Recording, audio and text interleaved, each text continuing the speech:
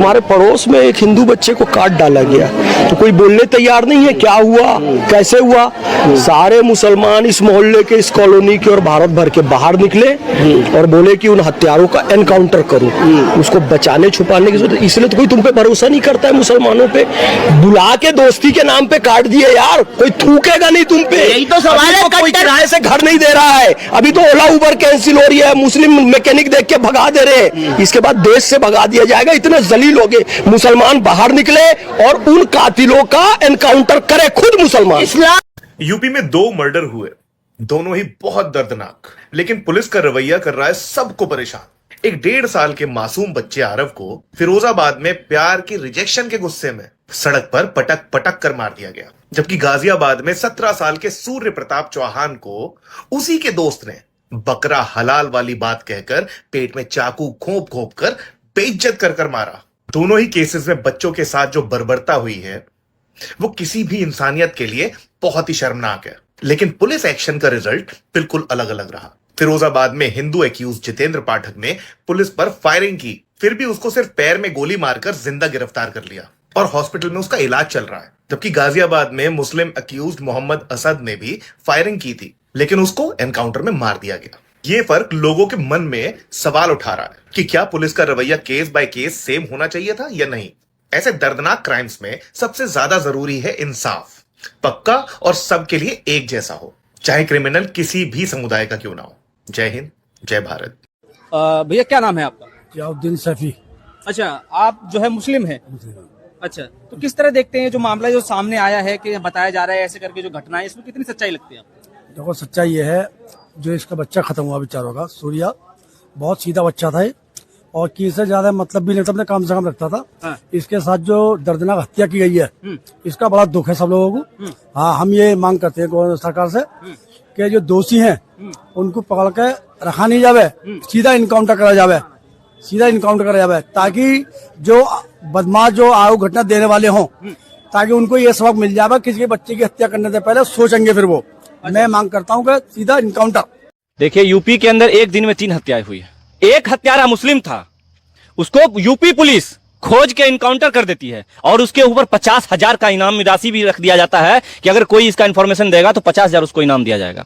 और उसको खोज के यूपी पुलिस ने उसका इनकाउंटर कर दिया। क्यों? क्योंकि वो एक मुसलमान था। हम हत्यारा का सपोर्ट नहीं कर रहे हैं। कोई अगर कानून व्यवस्था के साथ खिलवाड़ करेगा तो वो जेल के सलाखों के पीछे जाएगा। और बताइए कि वही एक मुस्लिम लड़का जिसकी हत्या हुई और जो हत्या किया है, पता चला है कि कुछ बजरंग दल के लोग उसमें थे, उसको यूपी पुलिस क्या किया है? जेल के अंदर भेज दिया है। अरे हम ये पूछते हैं कि अब जाति और धर्म देखकर इंसाफ होगा यूपी के अंदर? ये हम पूछ रहे हैं आपसे। जो मुस्लिम लड़का का हत्या हुआ, उसका जो हत्यारा है उसका भी इनकाउंटर होगा, उसके नाम पर भी 50,000 का इनामी राशि रखा जाएगा, उसके घर पर भी बुलडोजर चलेगा कि बुलडोजर का टायर पंक्चर हो चुका है उसके नाम पर। यूपी के अंदर तो खुलेआम चल रहा है। 28 मई को ईद उल अजहा के त्यौहार के मौके पर कुछ मुस्लिम नौजवान बच्चों ने अपने ही दोस्त सूर्य चौहान को घर बुलाया और उसको बुलाकर ये कहा कि देखो कि कुर्बानी बकरे की कैसे होती है, ये हम तुम्हें दिखाएंगे। और उस बच्चे को बुलाकर बेरहमी के साथ उस बच्चे की निर्मम हत्या कर दी गई। बहुत दुख लगा सुनकर। इंसानियत का कत्ल है ये बच्चे शैतान हैं जिन्होंने ये किया। किसी का भाई चला गया, जिसका बेटा चला गया, जिसका पोता चला गया, जिसका नवासा चला गया, उस पर क्या बीत रही होगी। बहुत तकलीफ हुई। हम एक सभ्य समाज में रहते हैं जहां पर हम सब एक दूसरे के दुख सुख में शामिल होते हैं। हर समाज में अच्छे लोग ज्यादा होते हैं, चंद लोग खराब भी होते हैं, लेकिन अगर चंद लोग खराब हैं तो हमें उनका विरोध करना चाहिए। जो अच्छे हैं उनका समर्थन करना चाहिए। आज जिस तरह से उनका परिवार तड़प रहा है, रो रहा है, बहुत तकलीफ हुई हमको। इस दुख की घड़ी में मैं और मेरा समाज सूर्य चौहान के परिवार के साथ खड़ा हूं। मैं तमाम मुसलमानों से भी अपील करूंगा कि मुस्लिम संगठन उनको भी आगे आना चाहिए और सूर्य चौहान के घर जाना चाहिए।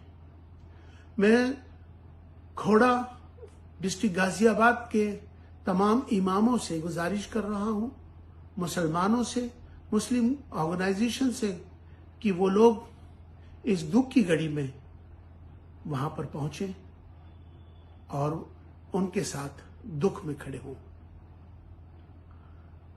मैं पुनः सूर्य चौहान के परिवार के लिए सब्र हो और सूर्य चौहान की आत्मा को शांति हो, उसके लिए मैं दुआ करता हूं। उनका परिवार को सब्र हो। हमें सबको एक साथ खड़ा होना चाहिए। आज उनकी दुख की घड़ी में हम उनके साथ हैं।